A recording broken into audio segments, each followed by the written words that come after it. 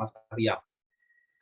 Nah, jadi salah satu pengujian yang cukup penting nanti di dalam struktur baja ini itu adalah yang kita kenal dengan hardness test atau uji kekerasan. Ya.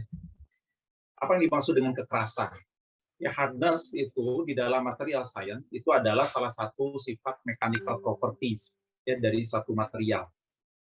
Terus hardness ini, ya hardness dari satu material ini kita harus mengetahuinya dikarenakan nanti struktur atau komponen yang kita gunakan itu biasanya akan mengalami satu frictional force dan deformasi plastis. Ya, artinya di dalam fungsi existing gedung tersebut, existing elemen tersebut, di dalam fungsinya itu dia akan mengalami satu pergesekan, ya frictional force dan juga adanya deformasi plastis.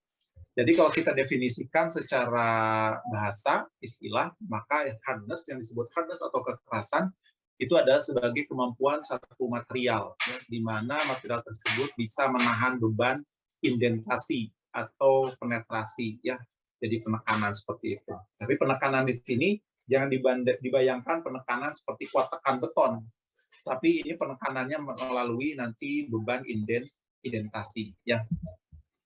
Nah, yang perlu kita ketahui bahwa kekerasan atau hardness tadi dari satu material itu biasanya akan berbanding terbalik dengan suhu yang ada di material tersebut. Contoh, ketika satu bahan ya kita panaskan, ya, satu bahan kita panaskan yang awalnya dia memiliki kekerasan sebelum dipanaskan dengan setelah dipanaskan, kalau kita bandingkan itu kekerasan satu bahan tersebut dia akan mengalami penurunan, ya. Penurunannya itu terjadi berbanding seiring dengan bertambahnya ini temperatur, ya. Jadi kalau temperaturnya tambah panas, maka kekerasan dari satu material tersebut tambah turun, ya, karena ini ada hubungannya dengan pemuaian butiran-butiran komposisi yang ada di dalam suatu material tersebut, ya. Nah, di lain pihak, hardness dari satu material berbanding lurus dengan kekuatan tariknya. Jadi biasanya kalau kekuatan tariknya tinggi dari satu material, maka dia hardness-nya pun tinggi. Tapi sebaliknya ketika kekuatan tariknya rendah, maka dia pun akan memiliki kekerasan atau hardness-nya rendah. Kenapa? Karena kekerasan dan kekuatan tarik ini memiliki satu karakteristik yang sama, di mana dua-duanya akan bersinggungan dengan deformasi plastis. Jadi dengan dua karakteristik tadi, hardness dengan kuat tarik, itu akan bersinggungan dengan yang namanya dari deformasi plastis dari satu material tersebut. Mengapa kita memerlukan pengujian ini?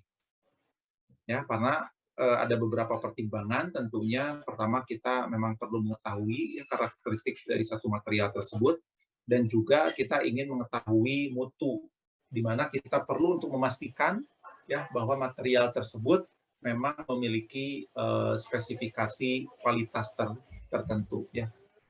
Nah, untuk prinsip pengujian dari hardness ini intinya kita menggunakan beban perantaranya itu biasanya menggunakan diamond, intan, ya, atau bola baja, ya, yang kita kenal nanti sebagai indentor dengan besar dan laju pembebanan tertentu. Nanti yang kita ukur itu biasanya kedalaman penetrasi, ya, dari indentasinya dan juga dari luasan permukaannya, ya. Itu biasanya yang kita ukur. Nah, nanti ada yang disebut dengan static hardness test, ada yang dynamic hardness test, dan scratch test. Di mana kalau scratch test ini biasanya yang paling sederhana, karena biasanya dengan melakukan goresan, ya, biasanya, sedangkan yang sering dilakukan ya di dalam satu pengujian elemen itu adalah static hardness test, ya. Jadi nanti ada beberapa jenis yang akan kita bahas secara umum ya nantinya. Ini diagram alir ketika kita mau melakukan uji kekerasan dari satu logam.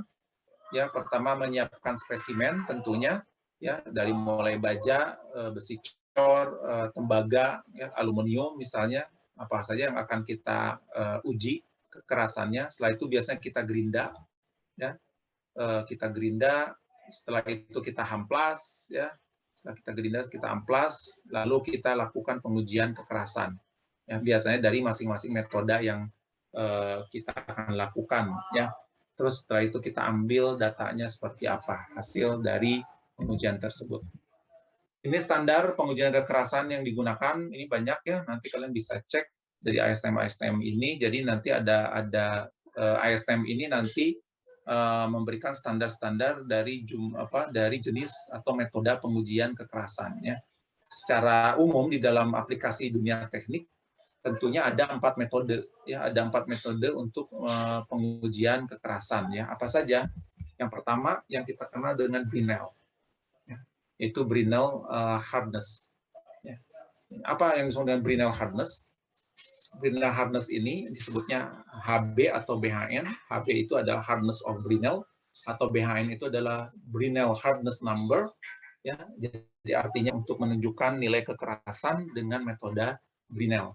Nah, biasanya dengan metode Brinell ini ada material itu ditekan dengan indentor bola baja, di mana bebannya itu sesuai perkiraan, ya, berkisar antara 500 sampai 3.000 kg force. Dan saat lubang terbentuk, nah ini lubang tersebut diukur diameternya. Ya, nanti baru didapat ukuran kekerasannya seperti apa. Jadi ini salah satu contoh bekas indentor Brinell. Nah, jadi kalau secara ilustrasi seperti ini, ya bola bajanya dengan diameter D besar itu ditekan oleh gaya F, ya maka untuk menentukan hardness Brinell, ya maka rumusnya adalah 2F dibagi V/2 kali D, ya dalam kurung D minus akar D kuadrat dikurangi D kecil kuadrat. Ya, di mana D ini adalah diameter bola, D besarnya, D kecil adalah impression diameter, jadi yang ini ya diameter yang lekukannya. F itu adalah load dan beban yang bekerja, ya, itu kilogram force. Karena Hg itu adalah hardness of Brinell, atau yang kita cari yaitu nilai kekerasan berdasarkan metode Brinell. Yang kedua itu yang kita kenal dengan Vickers, ya Vickers hardness.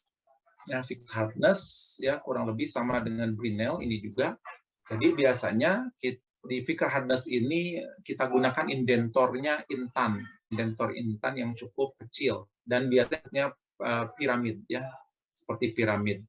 Dan beban yang diberikan biasanya jauh lebih kecil dibandingkan dengan metode Brinell dan Rock nanti akan kita bahas, itu antara 1 sampai 1.000 gram. Ya. Dan angka Vickers ini, angka kekerasan Vickers ini didefinisikannya sebenarnya sebagai hasil bagi koefisien ya, dari beban UGF dengan luas permukaan bekas luka tekan atau injakan dari indentornya. Ya, tapi diagonal, yaitu A nantinya yang dikalikan dengan sin 136 derajat per 2. Jadi kurang lebih kalau kita lihat seperti ini Vickers hardness, ya materialnya ditekan dengan indentor intan, ya yang bentuknya piramid. Terus ketika lubang nanti terbentuk, kita ukur, ya lubang tersebut diukur dia diameternya seberapa besar, maka kita akan dapatkan nilai kekerasan dari material tersebut. Nah, kalau saya ilustrasikan di sini, maka indentornya ini berbentuk piramid, force ditekan ya seperti itu, nanti akan mendapatkan nih lekukannya seperti ini. Nanti ada D1 ini D2 ya kalau di sini, jadi ada diagonal yang kita hitung ya, diagonal 1 yang seperti ini, diagonal 2 nih harusnya. Karena bisa jadi diagonal 1 dan diagonal 2 itu tidak sama.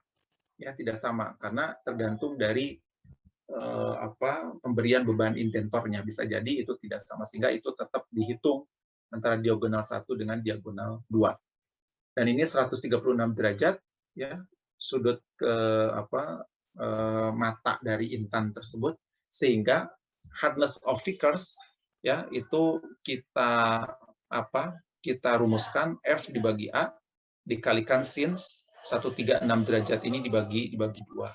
Nah, maka kalau kita buat persamaannya seperti ini, karena A-nya nanti kita ganti dengan rumus luasan, ya nanti akan dapat seperti ini. Sehingga nanti kalau ini kita sederhanakan lagi, maka kita akan mendapatkan nilai untuk HV sama dengan 1,854 kali F per D kuadrat, ya untuk menentukan berapa kekerasan dari Vickers.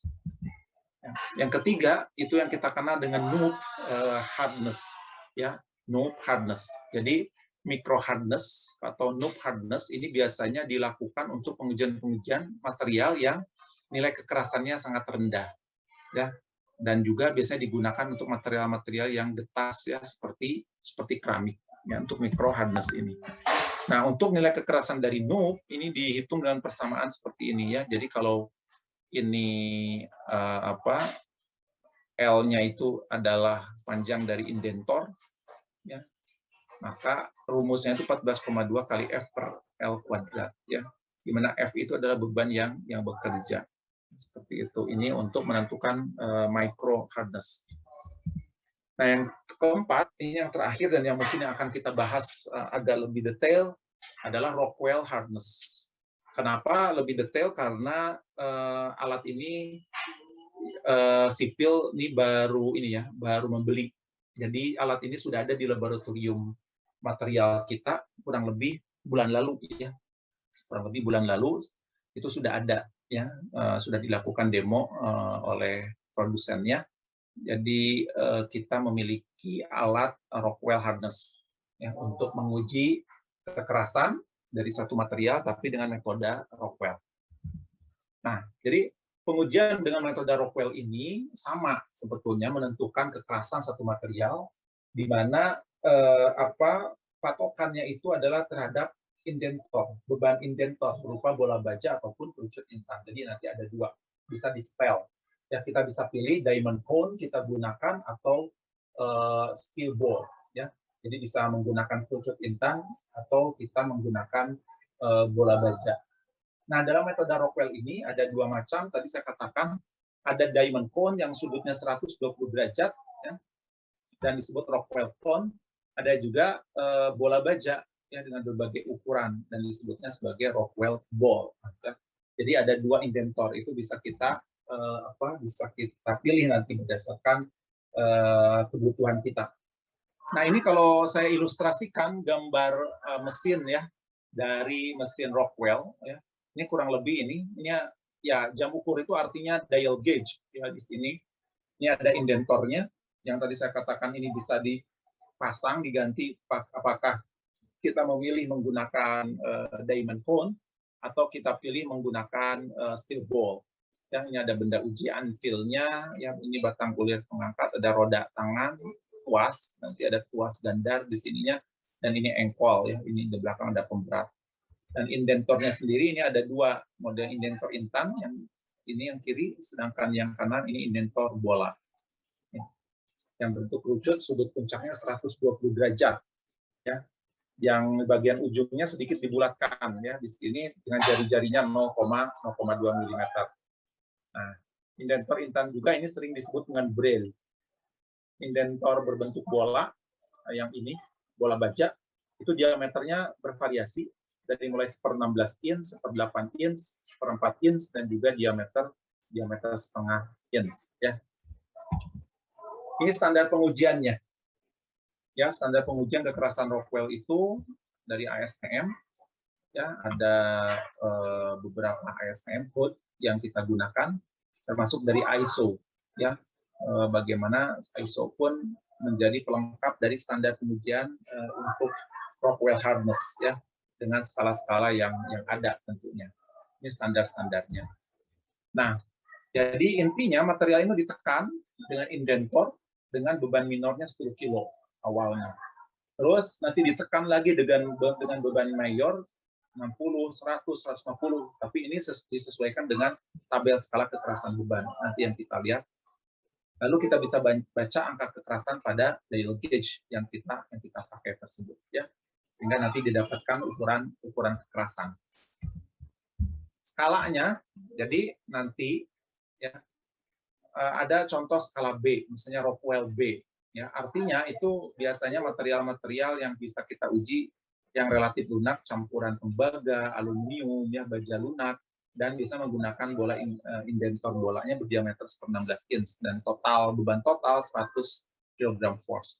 Terus nanti ada juga skala C, ya, skala D, E, F, dan sebagainya. Dan itu nanti kita bisa lihat di tabel bagaimana kita melihat hubungan antara jenis skala dengan jenis material yang akan kita uji. Jadi kalau kita lihat di sini skala A, B, C, ya bedanya B itu menggunakan steel ball, dan juga kita melihat dari beban total itu yang paling tinggi adalah skala C, ya. Dan jenis material yang diujinya ini kita bisa sesuaikan mana yang akan kita uji supaya kita bisa menentukan skala yang akan kita uji. Nah, jadi skala itu dari A sampai V, ya, dari A, B, C, D terus sampai V. Dan itu ada anjuran ataupun saran-saran pemakaian. Jadi kalau untuk skala A bisa digunakan untuk apa, skala B digunakan untuk apa, skala C digunakan untuk apa. Tapi secara umum biasanya yang sering dipakai itu adalah hanya A, B, C, ya. Jadi biasanya kalau yang baja-baja tipis, baja lapisan keras yang tipis itu kita pakai skala A. Kalau untuk yang skala B itu biasanya baja lunak paduan aluminium ataupun besi tempat. Sedangkan yang C itu biasanya mulai ke baja atau besi tuang keras, besi tempat, ya, baja dengan lapisan keras yang dalam dan sebagainya, itu sudah menggunakan skala C. Jadi yang 3 skala ini yang sering dipakai, ya. Dan ini skala ini akan menentukan dengan hubungannya dengan jenis material yang akan kita uji, ya. Nah, jadi untuk pemakaian skala bagaimana biasanya kita menggunakan dulu, ya, skala-skala yang rendah dulu. Kalau kita tidak tahu, misalnya tidak tahu kekerasan dari material ini, kita belum pernah menguji dan sebagainya, sehingga kita mulai gunakan skala awal yang rendah dulu, yaitu yang A ataupun yang B, ya, yang rendah itu B sebetulnya. Sehingga nanti dilihat kalau ternyata tidak tercapai angka kekerasan, ya, yang jelas di situ, berarti kita bisa memprediksi material yang kita uji ini keras, gitu, sehingga kita naikkan nanti menggunakan skala yang lainnya, ya. Nah, jadi kalau cara pengujiannya sendiri, kalau penekanan sebuah indentor dengan satu gaya tertentu, ya, intinya nanti permukaan harus rata bersih. Setelah bersih kita berikan penekanan dengan beban minor. Setelah beban minor nanti terus kita lanjutkan dengan beban mayor, sehingga nanti kita akan dapatkan pengukuran diameter atau diagonal, ya, bekas letukannya sebetulnya. Nah, nanti Rockwell ini bagi dua, ada yang istilah Rockwell standar dan Rockwell superficial. Nah, pada prinsipnya ini sama, ya, kedua-duanya, cuma bedanya kalau Rockwell superficial itu biasanya kita gunakan untuk pengujian material-material yang tipis, ya. Yang kita biasanya tidak bisa misalnya diuji dengan pengujian Rockwell standar. Nah, Rockwell superficial ini biasanya menggunakan beban minor yang lebih kecil, itu hanya 3 kgf, dan beban total juga lebih kecil dari yang standar, yaitu 15, 30, atau 45. Terus bagaimana penulisan nilai kekerasan dengan pengujian Rockwell, ya. Contoh misalnya pengujian Rockwell superficial itu biasanya menggunakan T atau N kalau Rockwell superficial. Contoh, kalau ada penulisan 22 HR 15 T, maka 22 ini adalah angka kekerasan, ya, dari material yang diuji, ya, itu nilai kekerasannya. HR artinya apa? Hardness of Rockwell, yaitu kekerasan Rockwell. 15 ini artinya beban uji yang digunakannya 15 kgf. Sedangkan huruf T, ya, huruf T ini adalah indentor yang dipakai pada Rockwell superficial. Itu adalah, kalau T itu adalah bola dengan diameter 1/16 inch. Kalau kerucut pakai menggunakan diamond cone, maka itu hurufnya nanti simbolnya M. Selain T dan N ada juga huruf yang lain, yaitu W yang diameter 1/8 inch, X untuk diameter 1/4 inch, dan Y untuk diameter setengah inch, ya, gitu, untuk menentukan atau melakukan penulisan hasil pengujian dari Rockwell ini. Nah, ini kalau pada Rockwell superficial ini ada skalanya yang tadi saya katakan. Nah, kalau yang menggunakan N ini kerucut intan, yang menggunakan T itu 1/16 inch, kalau W 1/8 inch, 15, yang X ini 1/4 inch, masuk yang Y adalah setengah inch, ya. Nah, ini untuk yang superficial. Tapi kalau yang standar tadi yang tabel yang saya perlihatkan sebelumnya. Ya, jadi penggunaan mesin uji Rockwell ini pada prinsipnya yang pertama kita memasang indentor terlebih dahulu. Kita mau pakai apa? Jenis pengujiannya apa? Kita pakai indentor bola baja atau diamond cone. Setelah kita pasang indentornya, maka kita letakkan spesimen yang akan kita uji. Ya, terus setelah itu kita setel beban yang akan digunakan untuk proses penekanan. Nah, baru nanti kita bisa melihat nilai kekerasannya dengan melihat pada jarum yang terpasang pada alat ukur yang berupa dial indikator pointer. Nah, pengujian Rockwell yang umumnya tadi saya katakan ada 3 jenis ya. Ada HRA, ya, ada HRB, ada HRC. Ya, di mana HR itu adalah hardness of Rockwell, sedangkan A, B, atau C ini biasanya ini untuk menunjukkan tadi skalanya yang digunakan. A, B, atau C, atau mungkin yang lainnya. Nah, ini ilustrasi pengujiannya. Jadi ini langkah pertama, ya, ini minor load, ya, F0. Yang kedua adalah minor load ditambah major load, ya, F1, sehingga akan dapat dari total load nanti di sini, ya, sehingga yang terakhir nanti langkah terakhir yang ketiga adalah minor load-nya dikembalikan lagi ke kondisi awal, ya. Itu untuk ilustrasinya. Nanti kita perhatikan bagaimana menghitung nilai kekerasannya berdasarkan simbol E besar dan E kecil ini. Di langkah pertama, benda uji ditekan oleh indentor dengan beban minor, ya, F0. Nanti di tabel itu kan ada F0-nya, kalau menggunakan indentor tertentu, berarti minor load-nya berapa. Rata-rata minor load-nya 10 kilo. Setelah itu ditekan lagi dengan major load-nya. Nah, major load-nya nanti itu pun ada di skala, di tabel, sehingga nanti F1, ya, major load F1. Jadi total load, nanti minor load tambah major load, itu jadi total load F di posisi 2. Setelah di posisi 2, maka nanti beban mayor dihilangkan, ya, sehingga nanti yang tersisa minor load lagi seperti kondisi awal, tetapi dengan posisi yang bukan di awal, ya, seperti itu. Nah, maka nanti kita hitung, ya, jarak kedalaman, ya, antara indentor dengan zero reference line ini, ya. Kita lihat rumusnya yang kita gunakan, maka HR sama dengan E besar dikurangi E kecil dibagi 0,002. Ya, di mana F0 ini tadi beban minor, ya, minor load dalam KGF, F1 itu adalah beban mayor load, dan sedangkan F itu adalah total, ya, total load, atau total beban. E kecil ini, maka ini adalah disebut jarak antara kondisi 1 dan kondisi 3. Ya, kondisi satunya ini, kondisi 3 ini, maka kita hitung jaraknya untuk E kecil. Sedangkan E besar, ini adalah jarak antar indentor, ya, ini indentor, ini ujung indentor saat diberikan beban minor dengan zero reference line, ya, di mana nanti untuk tiap jenis indentornya berbeda-beda, ya, nanti seperti yang tadi di tabel tadi, ya, karena nanti minor load, major load, ya, termasuk total load nanti itu disesuaikan dengan tabel yang ada. Dari situ kita akan dapatkan nilai HR, ya, hardness of Rockwell itu besarnya berapa, ya, dari rumus yang ada ini. Nah, jadi apa kelebihan dari Rockwell hardness? Kelebihannya pertama, ya, ini nilai kekerasan benda itu bisa kita baca langsung pada dial gauge, ya, pada jam ukur tadi. Terus proses pengujiannya bisa dilakukan dengan cepat, ya, relatif cepat. Terus tidak memerlukan mikroskop untuk mengukur jejak atau lekukannya. Pengujian relatif tadi tidak merusak, ya, tapi ini tergantung tadi kondisinya. Terus sangat cocok untuk menguji dalam jumlah yang banyak. Nah, tetapi selain itu, Rockwell test ini memiliki beberapa kekurangan. Ya, antara lain tingkat penelitian ini biasanya tidak bisa terlalu akurat.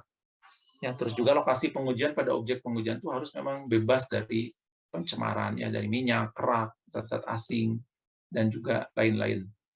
Terus juga biasanya ketika ada goncangan, ya, maka pengujian ini biasanya tidak bagus, ya, karena akhirnya tidak stabil, ya, ketika ada goncangan apakah dari vibrasi, ya, ataupun dari sekitarnya. Jadi memang ini harus diusahakan bebas dari goncangan, ya, seperti itu. Nah, ini adalah cara mengkonversi hardness scale dari beberapa metode, Ya, ini ada Noob Hardness, ini Brinell, ini Rockwell B, ini Rockwell C. Ini adalah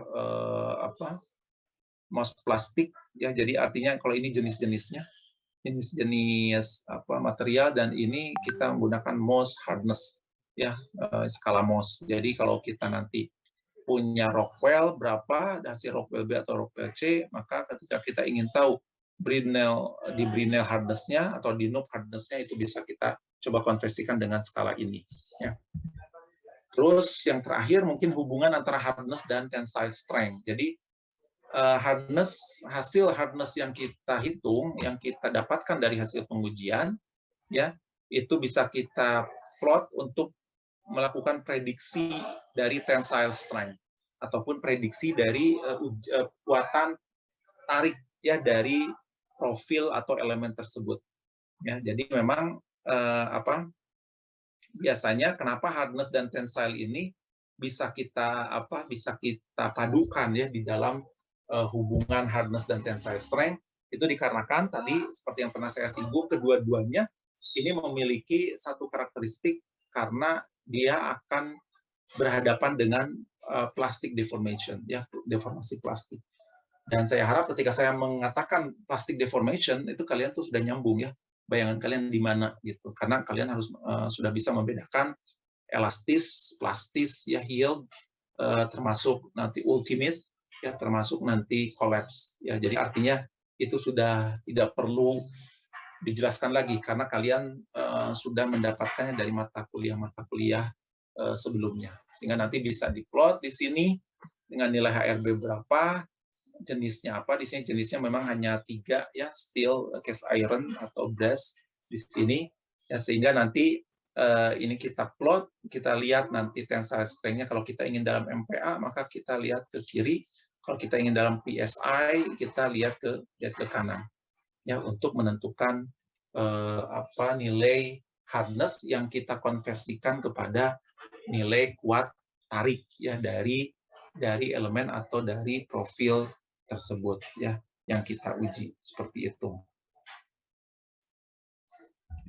Ya, itu yang bisa saya sampaikan, ya, untuk pengujian kali ini, yaitu tentang hardness test, ya. Jadi saya harapkan ini bisa kalian pahami dengan baik tentunya, dan jangan lupa, ya, mengambil screenshot di hardness test ini.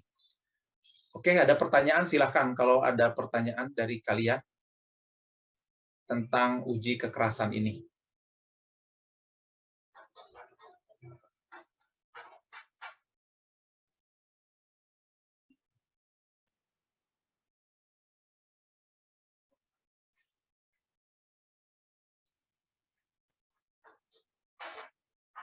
Waktu pada tidur kayaknya kalian nih. Mudah-mudahan Izin bertanya, Pak. Ya, silakan. Apakah pengujian ini bisa dilakukan untuk jenis materialnya yang tidak diketahui gitu, Pak? Misalnya bangunan lama terus kita nggak tahu material itu dari apa atau paduan apa, Pak? Ya, sudah pertanyaannya itu maksudnya? Sudah? Iya, Pak. Sudah, Pak. Oke, bagus, ya, pertanyaannya. Jadi bagaimana kalau bangunan sudah lama kita tidak pernah tahu misalnya ini materialnya apa, ya, baja, beton, atau paduan, atau seperti apa. Nah, tentunya pertama, pada prinsipnya hardness test ini bisa kita lakukan material apapun, ya, pada prinsipnya. Karena intinya kita ingin mengetahui kekerasannya berapa. Nah, tetapi memang tentunya kita perlu mengetahui dulu, ya, dasar atau material dasar ini yang kita uji ini apa, supaya memang skala tadi kita betul-betul bisa dekati, ya, jangan sampai kita salah menerapkan skala. Nah, terus bagaimana kalau itu bangunan lama? Artinya ini tidak bisa hanya hardness test saja. Ya, ini bisa dikombinasikan dengan pengujian yang lainnya. Minimal kita bisa melakukan pengujian jenis yang lain yang bisa melihat komposisi. Kalau kita nggak tahu ini materialnya beton, baja, atau paduan, dan sebagainya. Tentunya, ya, kalau material-material yang ada, tentunya kan minimal 3, ya. Kita tahu beton murni, baja murni, atau komposit baja dan beton, misalnya. Secara umum itu. Sehingga kita bisa lakukan investigasi lain dulu ya untuk mengetahui ini apakah memang beton murni atau baja murni atau paduan. Karena kalau secara visual pasti kita tahu lah setidaknya ya. Jadi nanti pengujian pun ada visual inspection ya. Itu kita uji secara visual dulu, kita lihat kan secara engineering kita pun bisa memprediksi oh ini baja nih, baja kelihatan. Kalau ini beton mungkin. Nah, kecuali kalau luarnya beton, nah kita memang harus tahu dalamnya ada baja enggak, karena bisa jadi komposit. Nah, sehingga itu biasanya kita bisa lakukan dengan metode-metode NDT ya. Apakah menggunakan pulse misalnya, menggunakan radio ini ya, sonar dan sebagainya, sehingga nanti kita bisa melihat, bisa memprediksi apakah di dalamnya itu ada baja atau cuma baja tulangan. Itu kan beda ya. Kalau baja tulangan ya tentunya ini berarti beton bertulang, reinforced concrete. Tetapi kalau dia ada profil artinya ini komposit. Nah, sehingga itu seharusnya bisa dikombinasikan dengan pengujian yang lain dulu. Sehingga kita akan bisa mengetahui nanti nilai kekerasan ini dari nilai material apa. Karena kalau dia paduan, tentunya pasti nanti ketika kita salah menginterpretasi ini baja ternyata bukan, pasti nanti nilai kekerasannya pun mungkin akan berbeda. Ya, jadi ini memang hardness test secara prinsip sebetulnya ketika materialnya kita tahu terlebih dahulu nilai kekerasannya berapa. Ya, tapi setidaknya kalaupun itu kita ingin mengetahui secara umum, pokoknya ini kekerasan material yang ada ini berapa, itu bisa tentunya. Intinya nilai yang dikeluarkan nanti oleh hardness ini, ya, itu kita jadikan pegangan. Tetapi berkenaan dengan materialnya dia paduan, apakah dia murni, satu material, dan sebagainya, itu tidak bisa dari hardness test. Tidak bisa muncul. Kalian harus melakukan pengujian yang lain sebagai pelengkapnya. Ya, seperti itu ya.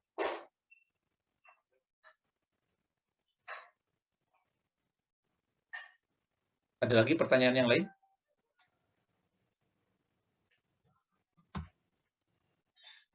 Bapak mau bertanya?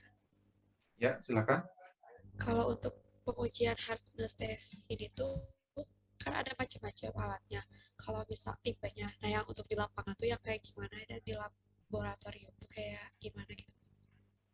Ya, oke, bagus ya pertanyaan. Jadi kalau kita lihat ya di layar ini yang saya simpan alat-alatnya, jadi memang ini ada 2 jenis minimal.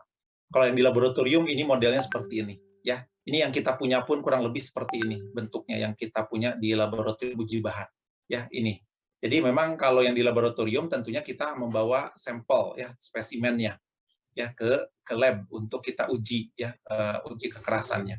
Jadi artinya sampel spesimen itu tentunya yang kita dapatkan apakah memang bisa diambil dari struktur existing atau memang dari sisa-sisa ini ya ketika dibangun itu biasanya ada profil-profil sisa dan sebagainya itu bisa kita tes ya untuk mengetahui nilai kekerasan misalnya dari struktur itu awal dibangun misalnya. Itu intinya dibawa spesimen kalau menggunakan alat yang ini yang di lab. Kalau di lapangan kalau kita ingin mengetahui ya secara langsung maka kita menggunakan portable ya ini ya. Kurang lebih seperti ini. Ini berdasarkan produsen tertentu beda-beda ya. Tapi intinya ini model portable, di mana kalian membawa alat ini ya dan kalian nanti cukup naik ya ke elemen-elemen tertentu, ke elemen-elemen baja, di mana kalian nanti lakukan pengujian ya ke elemen-elemennya tersebut. Kalian tekan seperti itu, nanti terbaca di layar. Ya, itu untuk yang portable sehingga itu kalian bisa dapatkan nilai kekerasan langsung di lapangan. Kalau yang ini hanya untuk di lab. Ya, ini tidak bisa kalian bawa ke lapangan. Ini hanya untuk di lab. Jadi kalian bawa sampel untuk diuji di lab. Tapi kalau untuk yang di lapangan ini portable. Biasanya kita menggunakan yang portable untuk memberikan prediksi. Ingat sekali lagi ini prediksi. Sulit dikatakan akurat itu sulit, tapi ini prediksi. Jadi nanti ada range-range-nya. Ya setidaknya itu memberikan gambaran awal. Seperti kalian melakukan hammer test. Ya, pasti itu prediksi hammer test pun itu tidak bisa dijadikan itu data yang valid banget, dianggap 100% pasti benar, itu sulit. Itu harus dibarengi dengan metode NDT lainnya. Ya, jadi hammer test sendiri itu tidak bisa kan kita gunakan sebagai pegangan, cukup hammer test saja, itu tidak bisa. Terus juga nanti lokasi pengujian itu pun harus kalian betul-betul random ya dari satu struktur yang ada. Kalian betul-betul harus mengecek ya kira-kira secara statistik titik-titik random yang harus kalian uji itu di titik mana saja. Ya, itu pun perlu ya.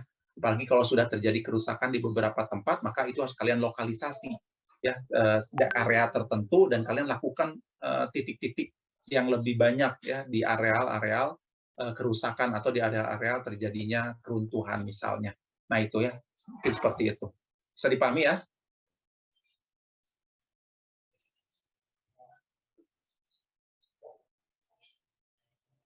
Oke, ada lagi yang lain?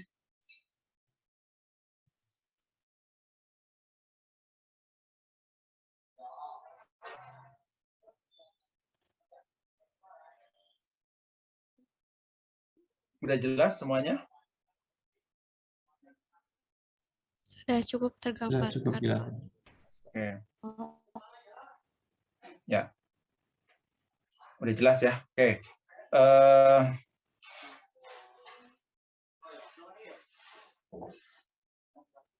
Jadi yang berikutnya kalian, seperti yang tadi saya katakan, silahkan kalian buat laporan tiap kelompok. Ya, laporannya tadi nanti formatnya saya share, format laporannya. Jadi lakukan seperti kalian melaporkan laporan praktikum di uji bahan dulu. Ya, tapi ini di laboratorium struktur gedung. Melaporkan tentang hardness test. Jadi tadi ada beberapa jenis hardness test, termasuk yang mungkin yang lebih banyak nanti Rockwell yang kalian ini ya lebih banyak kalian jelaskan. Silahkan cari referensi sebanyak-banyaknya. Jangan sampai hanya dari kuliah saya, dari pengantar ini. Kalian lebih banyak sekarang kampusnya Merdeka, Merdeka Belajar, kampus Merdeka. Artinya kalian silahkan cari bahan-bahan dimanapun, asal bahannya sumbernya jelas. Ya, jangan sumber yang dari tidak jelas. Cari bahan yang dari universitas, politeknik dan sebagainya. Artinya atau dari lembaga ISTM, termasuk ISO dan sebagainya. Itu kalian dapatkan, kalian buat draft laporannya sesuai dengan format yang ada. Setelah itu kalian coba buat animasi-animasi sederhana untuk bagaimana menggambarkan, menjelaskan proses pengujian hardness test ini baik di laboratorium ataupun di lapangan. Ya seperti apa. Dan itu banyak di YouTube juga. Kalau kalian cek itu kan pasti banyak ya cara-cara untuk hardness test baik di lapangan ataupun di laboratorium. Sehingga nanti kalian banyak mengkonversikan itu ke dalam satu animasi sederhana tentang proses pengujian hardness test ini. Jadi laporan plus animasi sederhana proses pengujiannya. Ya, jadi itu dalam 1 pekan, tapi saya minta paling terlambat 1 hari sebelum ya 1 hari sebelum sebelum kuliah kita ketemu kembali itu kalian harus mengumpulkan laporannya. Kalau animasi pengujiannya masih belum selesai, saya masih berikan kesempatan nggak apa-apa kalaupun pas di hari kuliahnya atau mungkin masih perlu waktu 1 hari lagi setelah hari kuliah itu saya masih diperbolehkan. Ya seperti itu. Bisa dipahami? Bisa Pak. Ya, Pak. Ya. Oke. Jadi nanti boleh kalau kalian nanti buat grup lagi ya khusus kalau nanti khawatir di grup yang lama ini kalau terlalu banyak nanti diskusi kita tentang bagian saya nanti nggak enak ya ke dosen yang lain. Oleh karena itu buat saja khusus dengan yang saya sehingga nanti kalau asistensi dan sebagainya itu lebih mudah saya berikan ya. Nanti saya tunggu grupnya khusus untuk mata kuliah yang saya khusus pegang ini. Oke itu saja waktunya sudah habis. Ini bentar lagi mau habis. Sebelumnya silakan lanjutkan dengan pembuatan laporan dan animasi pengujian secara virtual. Ya kalau nanti